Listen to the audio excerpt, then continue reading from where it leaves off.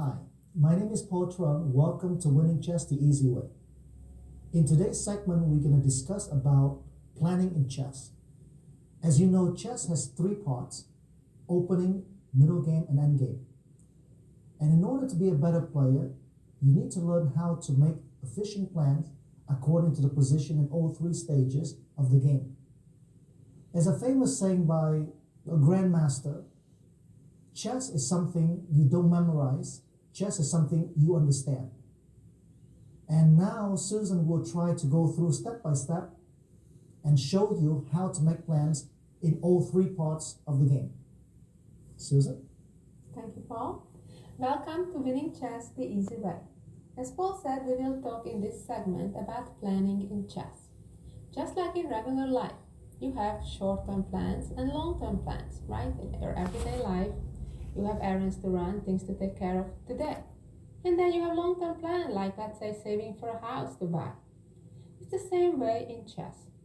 You have immediate plans to occupy a certain square or attack something.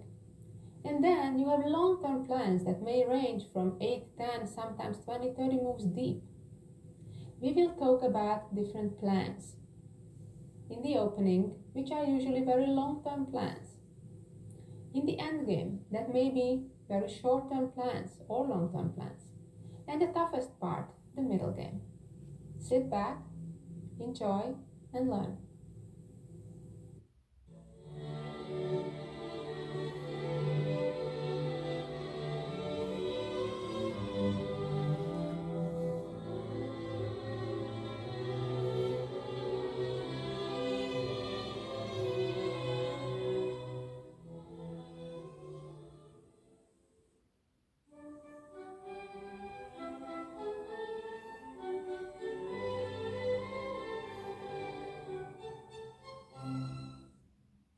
In the first part of this segment, we will talk about opening planning. Just like that comes first, right? We start right here in the beginning position.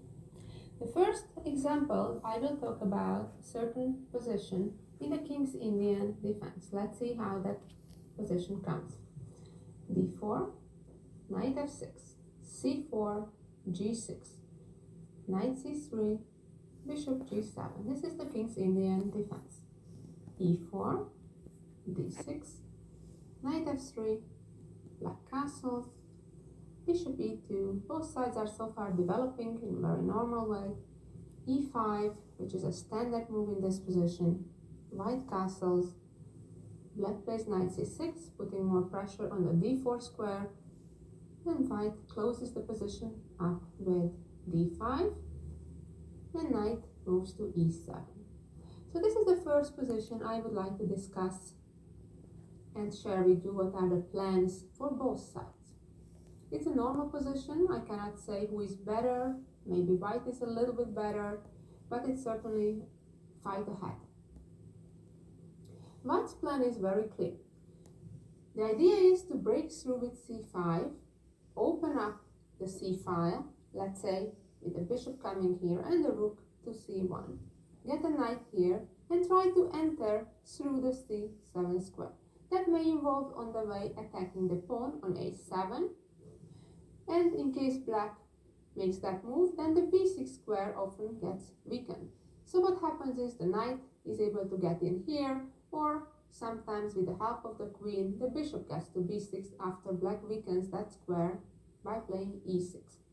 That is white's general plan in this position. Sometimes white chooses to play b4 to help that, to play c5.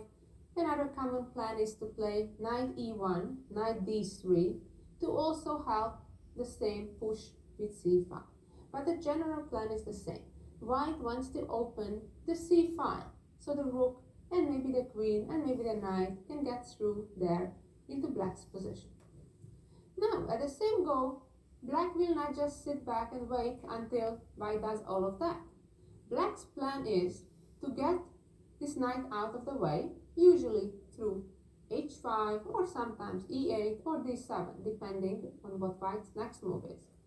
And then to play f5. That is a typical plan for black. And try to develop an attack on the king's side against white's king.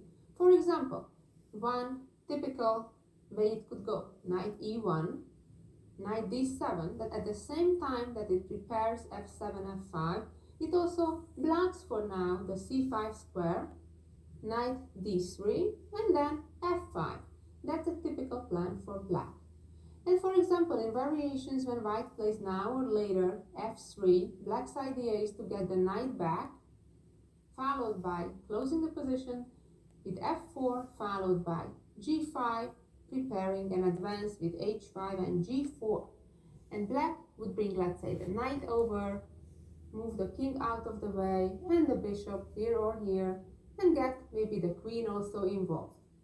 So in nutshells, this is black's plan to develop an attack on the king's side. Sometimes it involves rather putting pressure on the e4 pawn here, and the pawn structure becomes as such. But most of the time, the game develops with this type of pawn structure. So in general, these are the plans in this position. White is playing on the queen side, trying to open a file and gain material on that side of the board, while black is trying to checkmate white. It's a race that right now, according to today's standing of theory, white has a tiny little advantage, but it's an interesting fight. It's a fun game to play with both sides.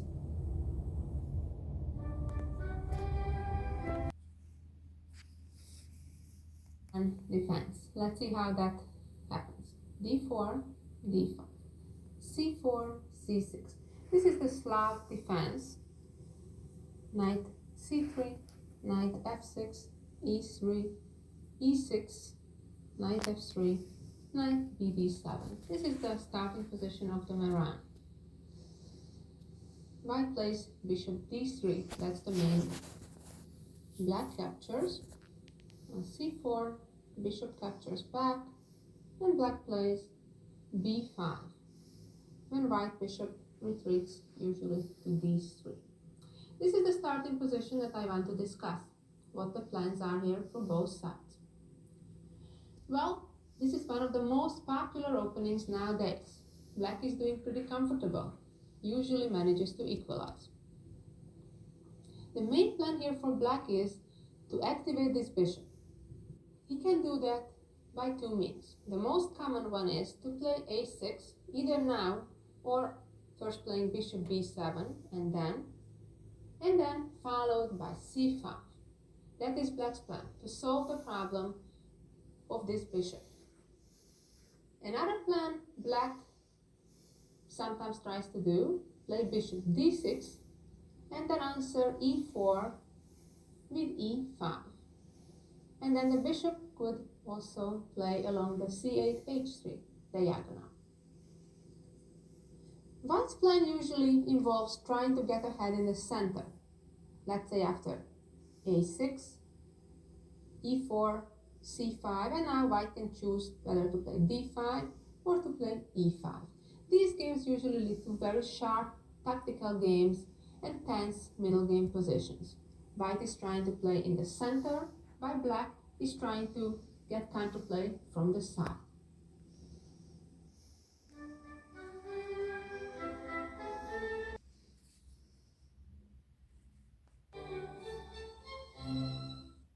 Our next example is the stone wall, the famous stone wall. That starts like this. d4, f5, the Dutch defense. c4, knight f6, knight f3, e6, g3, d5, bishop g2, c6, white castles, and bishop d6.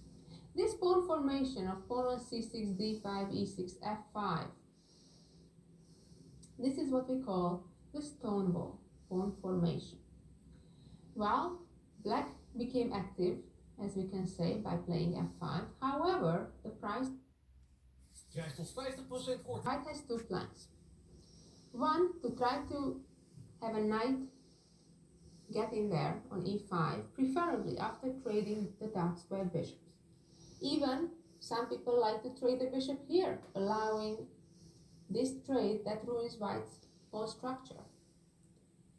Others prefer to do this plan, b3 and bishop a3.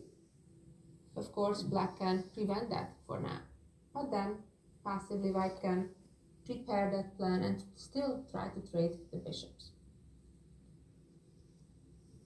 Another plan white can do, either in conjunction with fighting for the e5 square, is to try to play f3 and e5 soon. Usually the knights make kind of some funny knight maneuvers. For example, this knight comes here, this knight comes back, this knight comes here, and this knight comes here. That's the ideal setup for a knight to control both the e5 square. For example, of course, this needs to be defended first, but then the idea is to trade the bishop without ruining the pawn structure on the king's side. So they can be traded and then the knight can get back. And then the dream is to get a knight to e5 and eventually to prepare an f3 e4 breakthrough, of course, with the support of the rook.